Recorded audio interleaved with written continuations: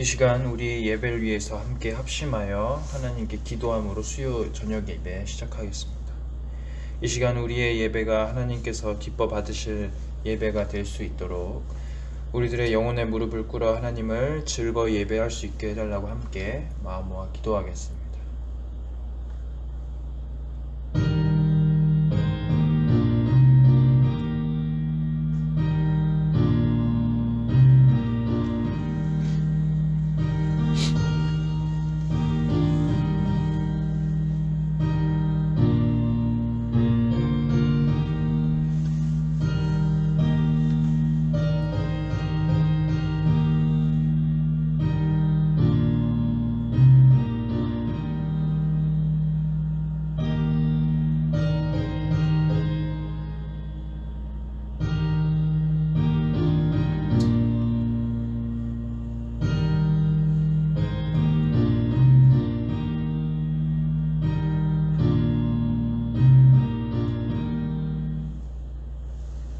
하나님 아버지, 우리들을 다시 한번 이 자리에 예배 드릴 수 있도록 초청해 주심에 감사드립니다.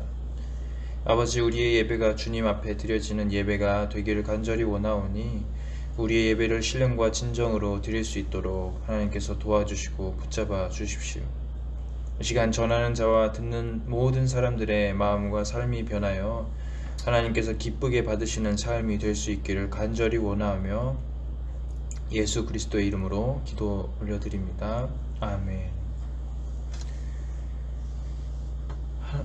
하나님께서 오늘 우리에게 주신 말씀 읽도록 하겠습니다.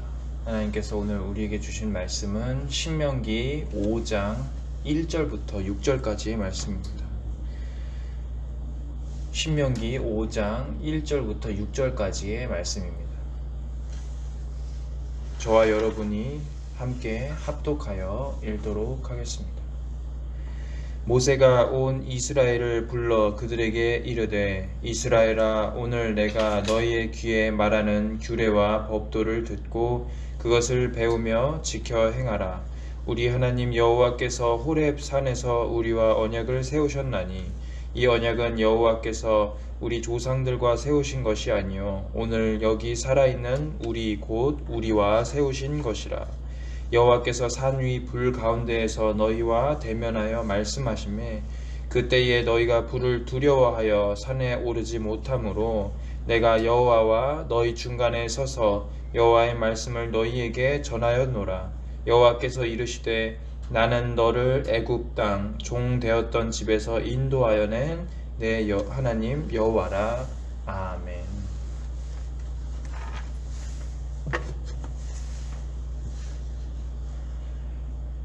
하나님을 만나 뵌다는 것은, 하나님을 대면하여 안다는 것은 우리의 인생에 어떤 의미가 될까요? 우리가 만나보았던 각자의 인생 속에서의 하나님을 묵상해 보길 원합니다. 누구는 사랑의 하나님을 만날 수가 있고요.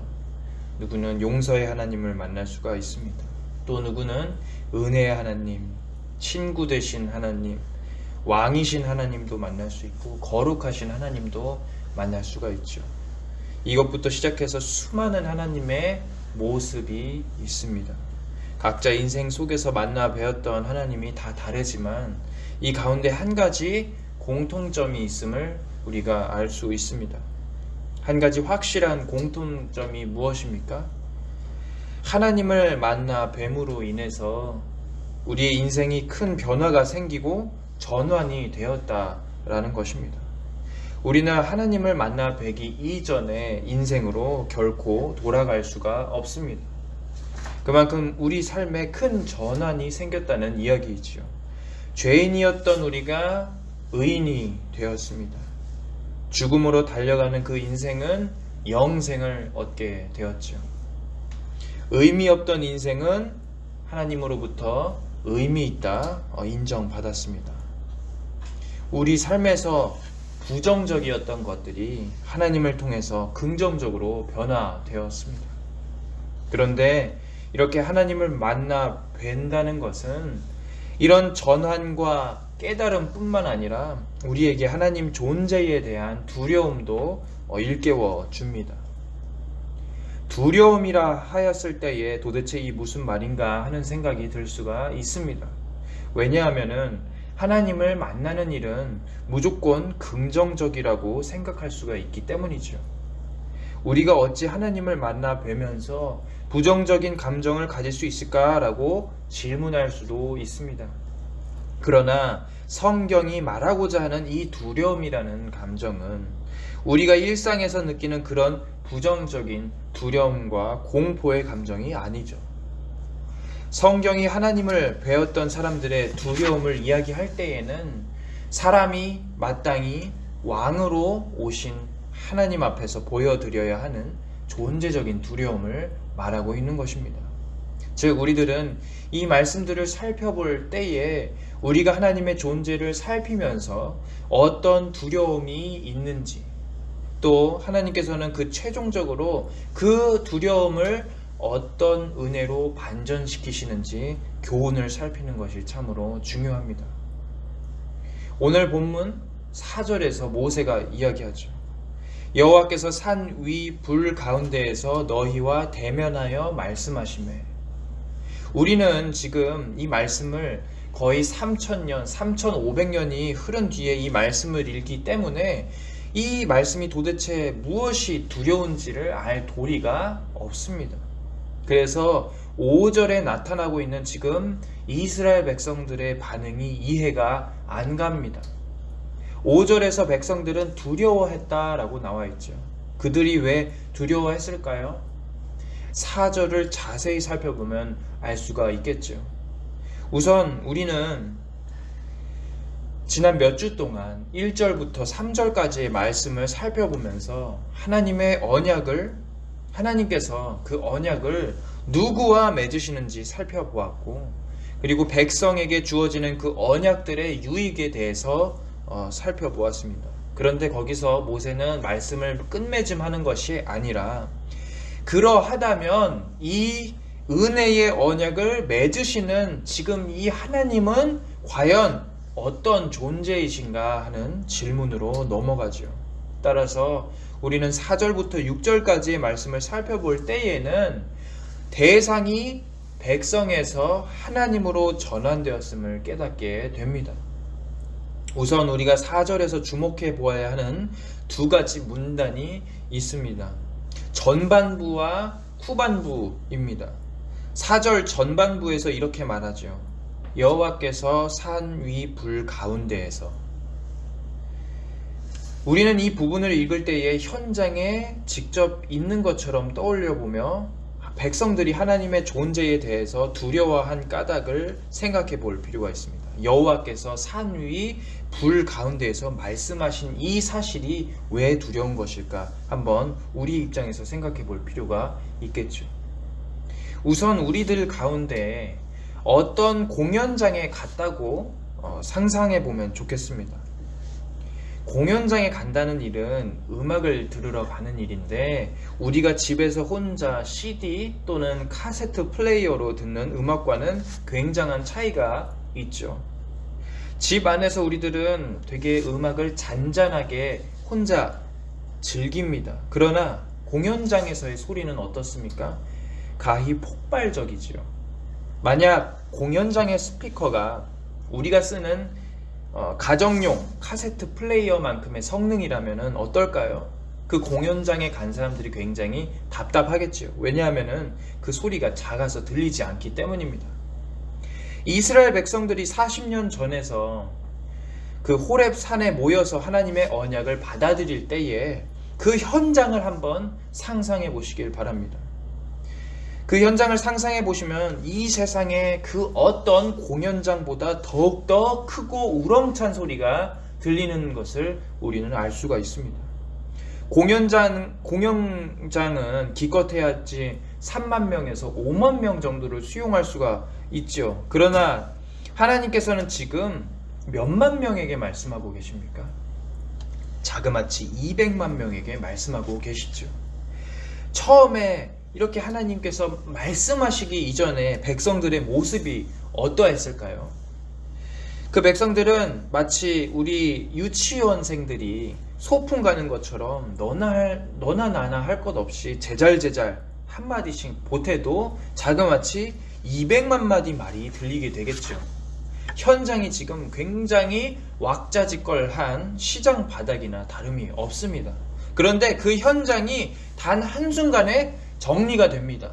하나님이 말씀하시는 그 순간에 조용해지겠죠.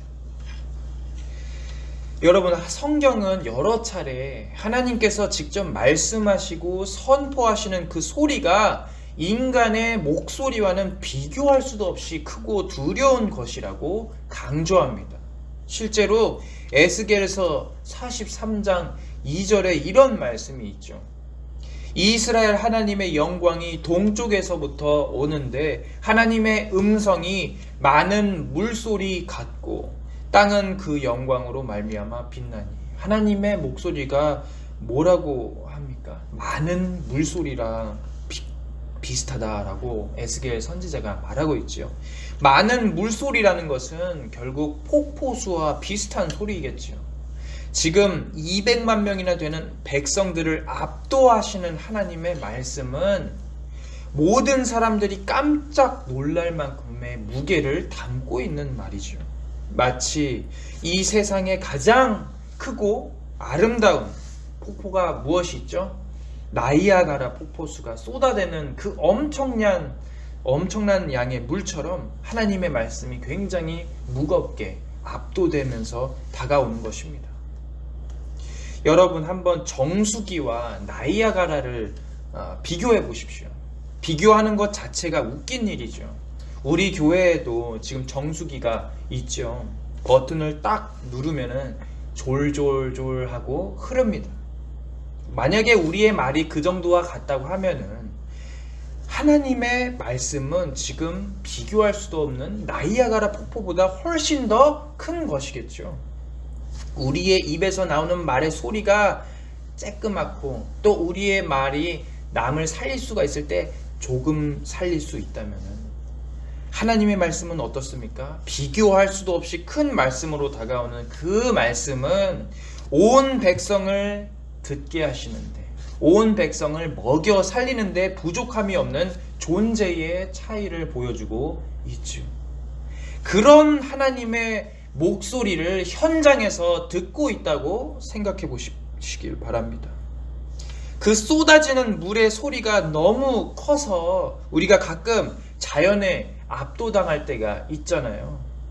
그런데도 그런 순간이 있는데 하물며 하나님의 목소리 앞에서 백성들은 어떤 반응을 보이겠습니까?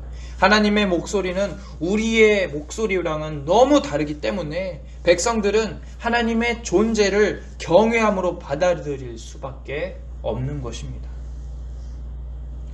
또 백성이 하나님의 존재를 경험하면서 두려워했던 까닭이 또 있죠. 바로 하나님이 불 가운데 말씀하신다는 사실 때문이었습니다. 하나님께서는 특별히 이스라엘 백성에게 타오르는 거대한 불의 모습으로 나타나셨습니다. 이 말인즉슨 그 백성들이 애굽에서부터 나올 때에 하나님께서 친히 구름 기둥과 불 기둥으로 나타나셔서 보호하셨던 그 하나님의 크신 능력을 상상하게 하는 것이죠. 하나님의 큰 능력을 묵상하면 그분께서 불과 각종 능력으로 일으키신 기적들이 자연스럽게 떠오르겠죠. 하나님이 가지신 힘이 너무나도 비교할 수 없이 강력하기 때문에 백성들은 호렙 산에서 실제로 죽은 사람 하나 없어도, 실제로 해를 받지 않았음에도 불구하고 하나님을 뵈는 일에, 하나님을 대면하는 일에 큰 두려움을 느끼게 되었던 것입니다. 그 이유가 무엇입니까? 간단하지요. 하나님과 우리 사이에 있는 거대한 간극 때문입니다. 하나님은 아무런 해를 받지 않으시지만 인간은 불에 닿으면 어떻게 됩니까? 불에 닿으면 고통을 능히 이겨낼 수 없기 때문에 백성들은 굉장히 두려워했던 것이죠. 이제 후반부 문단을 살펴보도록 하겠습니다. 후반부 문단은 이렇게 말하지요. 너희와 대면하여 말씀하시매. 지금 하나님께서는 어떤 분으로 등장하고 계십니까? 하나님께서는 많은 물소리, 폭포수와 같이 압도하시면서 말씀하시고 불 가운데 말씀하시는 분이지만 또 한편으로는 백성들과 직접 대면하는 분으로 등장하고 있습니다. 대면한다는 것 자체가 사실 큰 은혜지요. 하나님과 만나는 것은 우리가 텔레비전에서 보는 그 탤런트들이나 스타를 만나는 일과는 본질적으로 다른 일입니다. 하나님을 뵌다는 것은 결국 우리가 앞서 살펴본 것처럼 인생의 중대한 전환을 맞이하게 되기 때문이죠. 그래서 이스라엘 백성들이 하나님과 대면하게 되었다, 이 말씀을 볼 때에는 우리는 이 200만 명이나 되는 백성들이 인생 속에서 드디어 중대한 전환기를 맞이하게 되었다 하고 해석할 수가 있는 것이죠. 과거에는 이 백성들이 어떻게 살았습니까?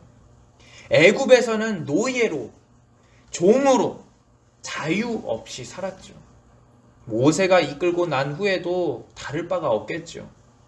비슷한 마음으로 살았습니다. 내 주관은 하나도 중요하지 않고 내 선택과 내 결단은 중요하지 않고 그냥 위 사람이 이끄는 대로만 끌려다니면서 살았습니다. 그러나 이 순간에 하나님을 뵌 순간부터 백성들은 선택의 기로에 놓여지게 되죠. 인생을 어떻게 살 것인가 하는 중요한 질문이 그들에게 갑자기 찾아옵니다. 그런데 갑자기 왜 그들에게 이런 질문들이 쏟아지게 되었을까요? 왜냐하면은 하나님을 대면하는 일이 우리 존재의 죽음을 나타내기 때문이죠. 성경을 읽다 보면은 하나님을 뵈는 인물들을 가끔 살펴볼 수가 있습니다.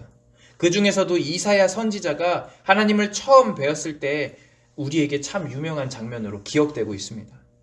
이사야 선지자는 그 당시의 이스라엘의 기준에서도 굉장히 하나님을 잘 따르고 율법적으로 잘 살던 의인이었겠죠. 그런 의인인 이사야가 하나님 앞에 부르심을 받고 하나님을 대면하여 볼 때에 생각지도 못한 반응을 보여줍니다. 이사야 6장 5절을 읽어드리도록 하겠습니다. 그때에 내가 말하되 화로다 나여 망하게 되었도다. 나는 입술이 부정한 사람이요 나는 입술이 부정한 백성 중에 거주하면서 만군의 여호와신 왕을 배웠음이로다 하였더라. 의인인 줄만 알았던 그가 처절하게 고백하고 하나님의 존재에 대해서 굉장한 두려움으로 절규하는 소리가 들리십니까? 나는 망했다, 나는 죽었다 하고 고백하고 있는 것이죠. 참으로 놀라운 고백이지 않습니까? 이와 같이 성경 속에서 하나님을 뵌다는 것은 결국 부정한 자신의 존재가 완전히 하나님 앞에서 까발려지는 것을 뜻합니다. 그 자체가 완전한 죽음으로 다가오는 것처럼 인간은 느끼게 되는 것이죠. 그런데 중요한 것은 여기서 그치는 것이 아니란 소리입니다. 하나님께서는 이사야를 부르신 이후에 선지자의 의미를 알려주시죠. 삶의 의미를 그에게 알려주십니다.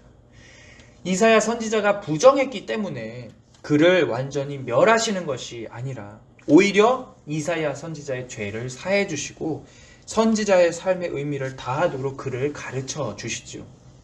그런데 이와 똑같이 200만 명이나 되는 이 백성들에게 하나님께서 특별히 대면하여 말씀하셨다는 것은, 대면하여 만나셨다는 것은 어떤 뜻일까요?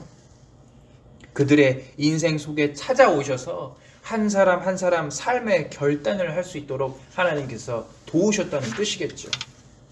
백성은 그 가운데에서 굉장한 두렵고 떨림으로 하나님을 경외하는 마음을 가지게 됩니다. 왜냐하면 처음으로 그들 인생 속에서 진정한 의미의 까발려짐, 자신의 존재의 죽음을 경험했기 때문입니다. 마치 오늘 살펴본 이사야 선지자처럼 말이죠. 그들은 본질적인 의미에서 하나님 앞에서의 나의 존재가 완전히 없어지는 것을 느끼고 내 인생은 마치 빛 가운데 사라지는 그림자와 같구나. 내 인생의 의미가 과연 무엇일까 하고 고민하게 된 것입니다.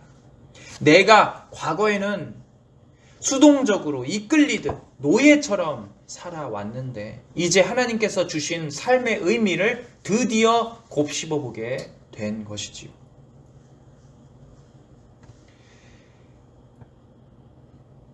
여러분, 하나님을 만나서 대면한다는 것은 그저 즐거운 경험은 아닙니다.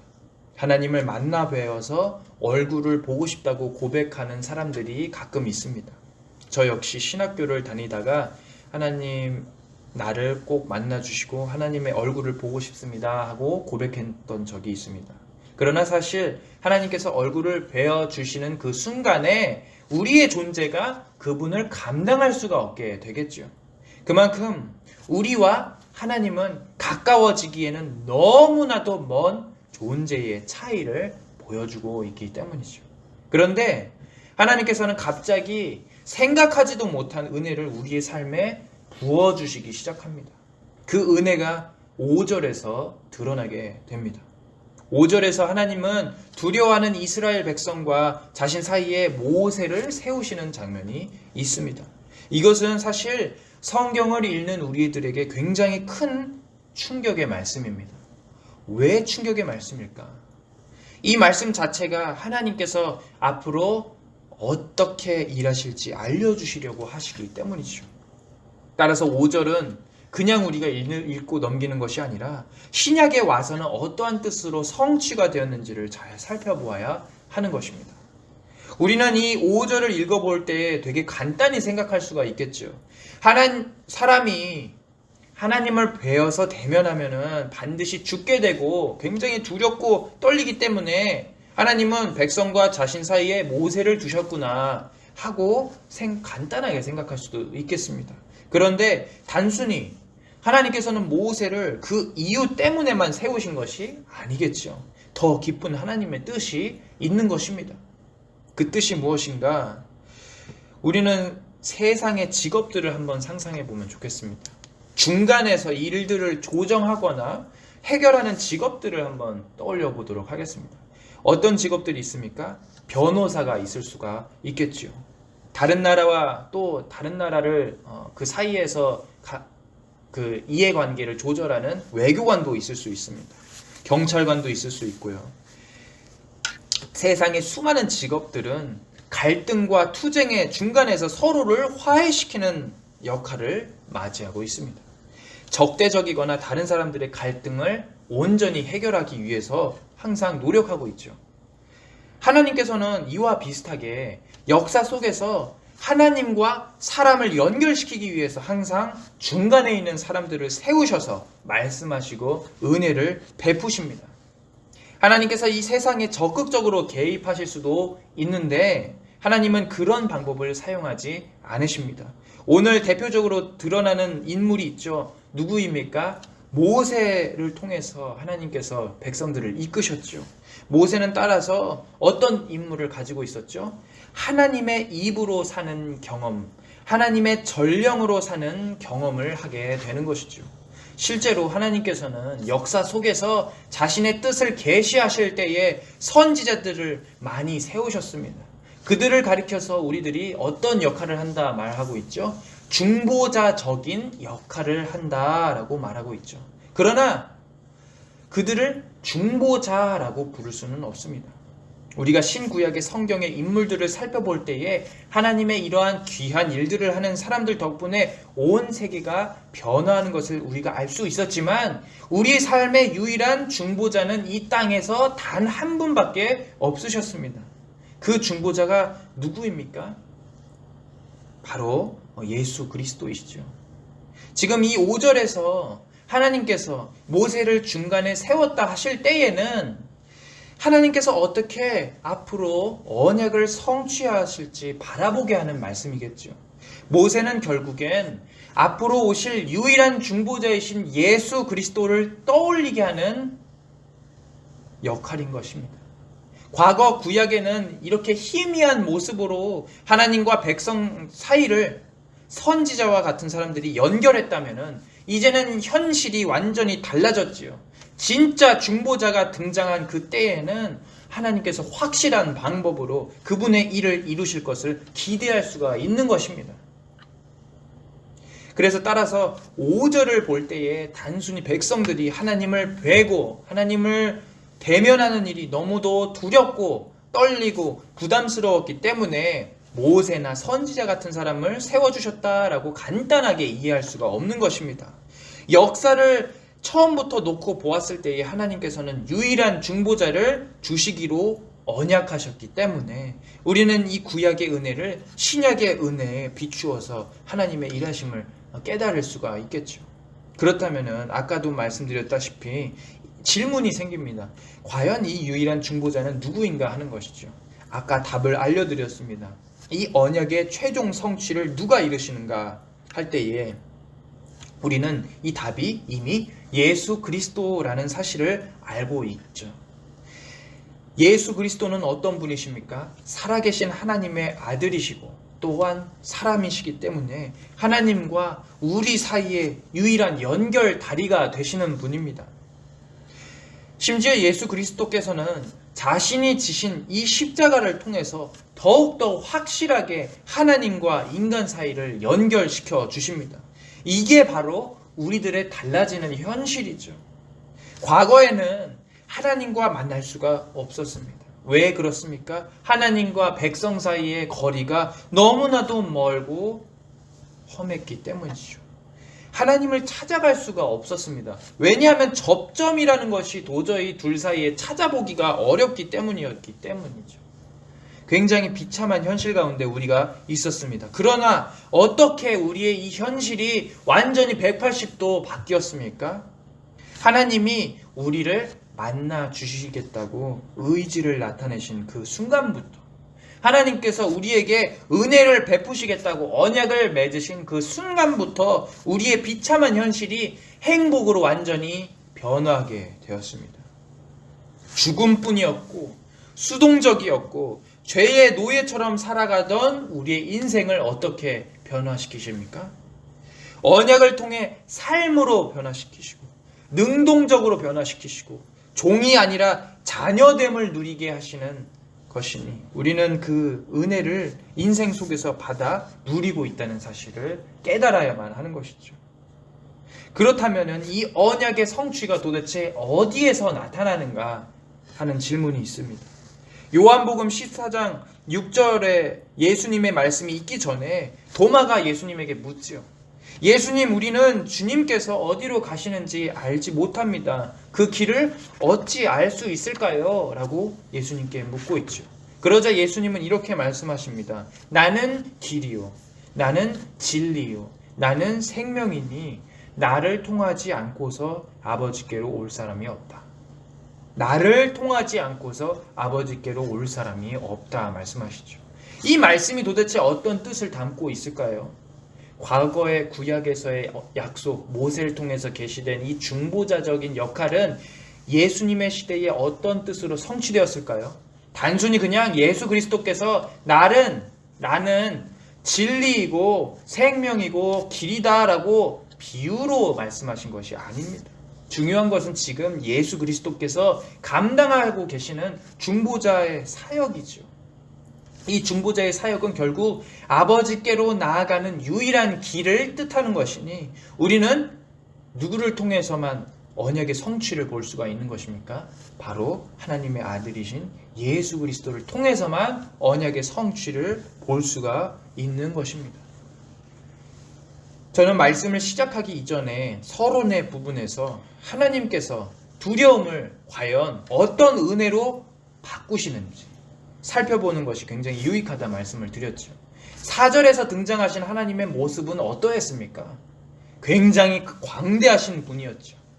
큰 산이었던 그 호렙을 둘러싼 온 200만 명의 백성들에게 말씀하실 정도로 큰 목소리, 두려운 목소리를 가지고 계셨습니다. 또 하나님은 어떤 모습으로 나타나셨습니까? 백성들은 상상할 수도 없는 두려운 불 가운데 말씀하시는 분으로 등장하죠. 여기까지 놓고 본다면은 우리와 하나님은 결코 다가갈 수 없는 존재의 차이가 있는 것이죠. 우리와 하나님은 질적으로 비교할 수조차 없기 때문에 성경이 만약에 여기서 끝났다고 한다면은 우리는 은혜를 느낄 새가 없는 것입니다. 그러나 5절에서 하나님께서는 이 백성들에게 나 자신 여호와 하나님을 계시하실 때에 궁극적인 은혜로 백성과 나 사이를 연결할 것이다 하는 의지를 보여주시죠. 그냥 하나님께서는 힘 자랑만 하고 계신 것이 아니라 자신의 확실한 그 능력을 도대체 어디에 사용하실 것인지 드러내고 계십니다. 그것이 중간에 있는 모세로 드러나기 시작했죠.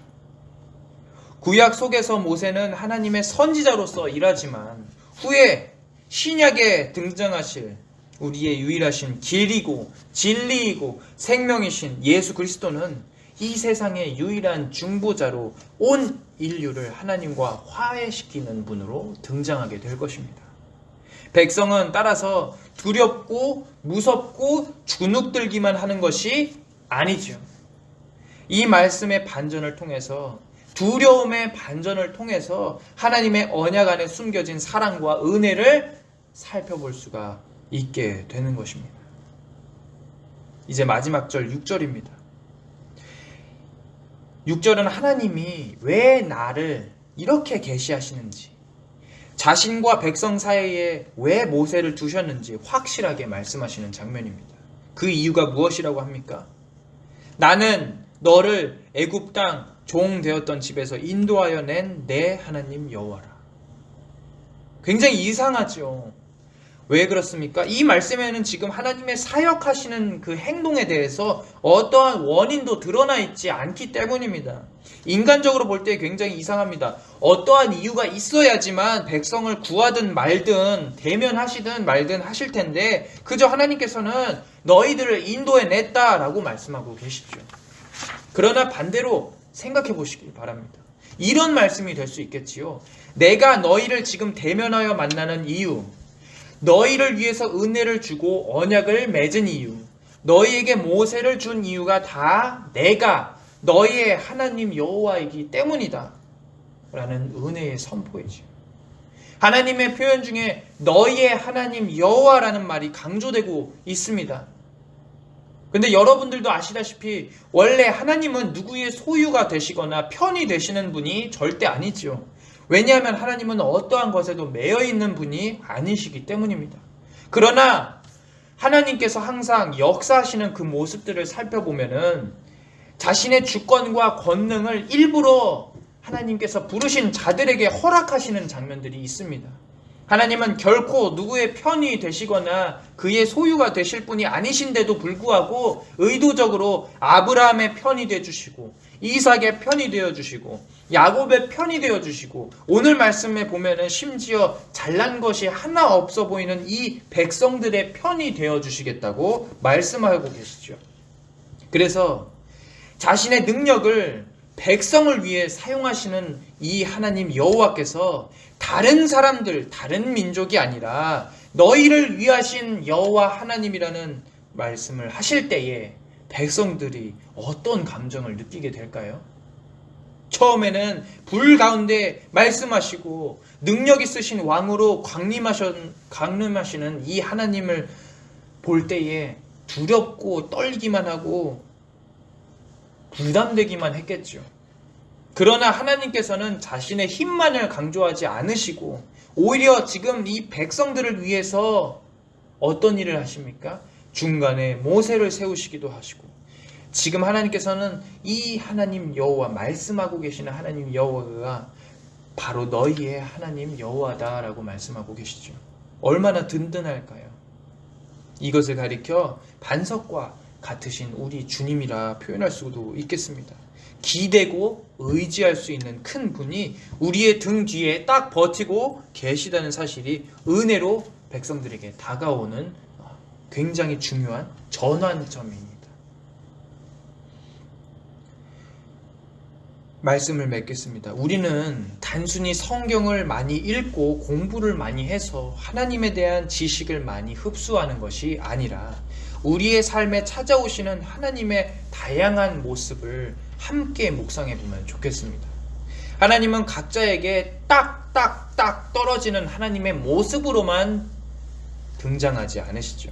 누구에게는 친구로만 오시고 누구에게는 은혜의 하나님으로만 오시고 누구에게는 사랑의 하나님으로만 오시는 그런 하나님이 아니시죠. 하나님께서는 누구에게나 친구이시고 누구에게나 은혜를 주시고 누구에게나 사랑을 주시는 하나님으로 등장합니다.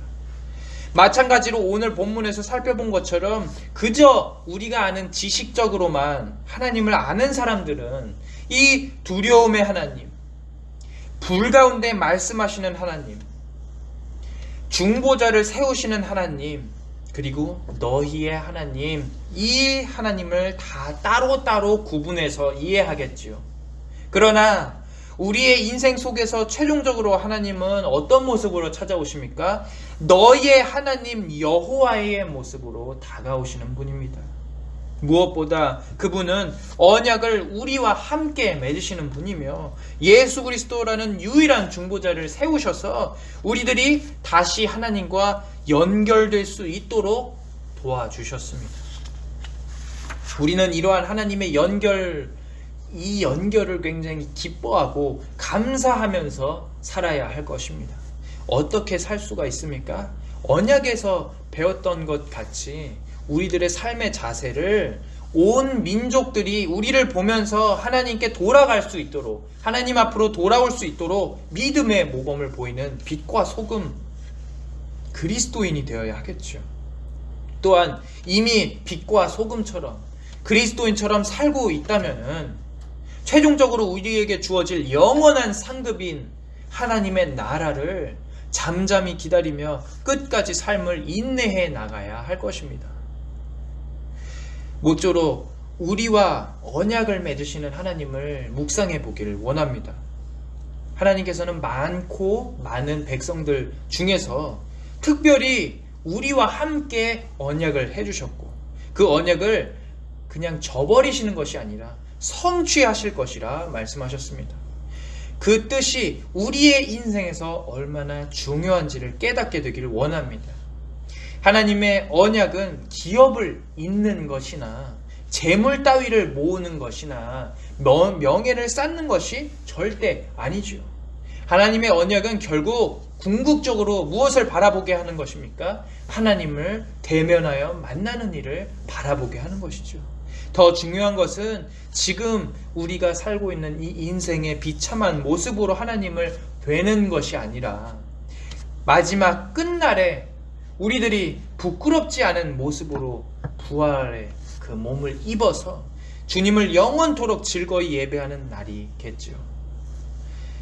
따라서 우리들은 언약을 저버리지 않으시는 그 하나님의 은혜를 끝날까지 의지하며 사는 모든 하늘소망 교회 성도가 될 수 있도록 주님의 이름으로 권면하는 바입니다. 이 시간 함께 기도하겠습니다. 인생 속에서 각자 만난 하나님을 생각해 봅니다.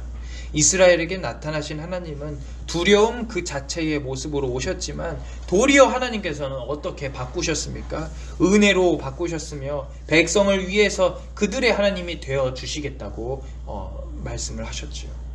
우리의 삶 속에서도 똑같은 은혜가 있음을 고백합니다. 우리들의 지금의 모습이 힘들고 지쳐 보여도 결국 끝날에 하나님의 나라라는 그 언약의 성취를 이루실 하나님을 끝까지 의지하게 해달라고 함께 기도하겠습니다. 그리고 또한 함께 주어지는 기도의 제목들을 가지고 기도하길 원합니다.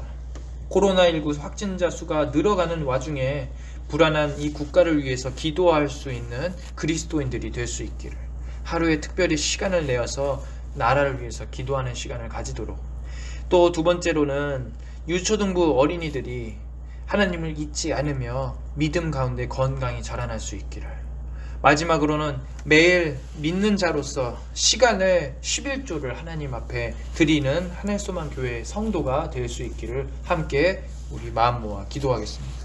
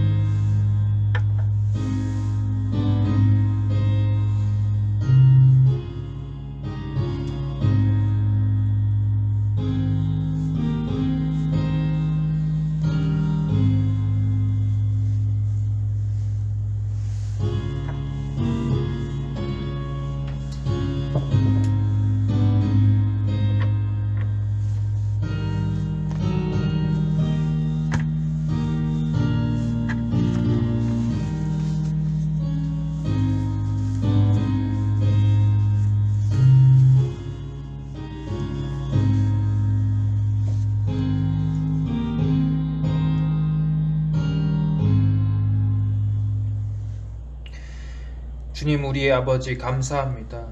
죄의 종로로 타던 우리들을 구하셔서 아무 이유 없이 우리의 하나님이 되어주시겠다고 해주신 그 은혜를 기억해 봅니다. 이 이스라엘 백성들에게 그런 은혜를 주심과 같이 우리의 삶에도 예수 그리스도라는 유일한 중보자의 은혜를 우리에게 보여주셨습니다. 우리 역시 이 유일한 길과 진리이신 예수 그리스도를 통해서 하나님께 부지런히 나아갈 수 있도록 도와주십시오. 이 시간 우리가 함께 기도할 때에 특별히 혼란 가운데 있는 국가를 위해 기도합니다. 어느덧 하루 평균 감염자가 2만 명대를 눈앞에 두고 있음을 보면서 그 가운데 수고하는 헌신들과 손길들이 지치지 않도록 하나님을 통해서 위로를 받고 몸이 약한 자들이 더욱더 건강해지고 코로나 걸리지 않을 수 있도록 하나님께서 그 사람들을 이끌어 주시기를 하나님 원합니다. 우리들이 미래 세대를 위해서 기도할 때에 그 세대를 성경으로 또 의로 교육하기를 그치지 않게 도와주십시오. 무엇보다 시대가 점점 악해지고 있는 그 과정 속에서 이 유초등부 어린이들이 감당해야 하는 삶의 무게도 늘어나고 있음을 고백합니다. 주님, 그들을 도와주셔서 삶 속에서 하나님을 놓지 않도록 인도해 주십시오. 마지막으로 주님, 우리가 주님께 시간의 11조를 드리길 원합니다. 하나님께 나의 시간과 물질을 내어 드릴 때에 우리의 마음이 중요하다는 사실을 배웁니다. 무엇보다 하나님께 시간을 내어 드린다고 다짐할 때에 우리는 힘써 하나님을 아는 모든 하늘소망 교회 교인들이 되길 원합니다. 우리들이 이 시간을 마땅히 하나님께 드릴 수 있는 부지런한 그리스도인 되게 도와주시옵길 간절히 원하며 이 모든 말씀 살아계신 예수 그리스도의 이름으로 기도 올려드립니다. 아멘. 하늘에 계신 우리 아버지여, 이름이 거룩히 여김을 받으시오며 나라의 임하옵시며 뜻이 하늘에서 이룬 것 같이 땅에서도 이루어지이다.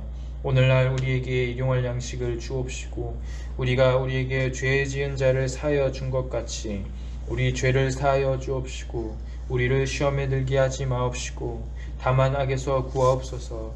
대개 나라와 권세와 영광이 아버지께 영원히 있사옵나이다. 아멘.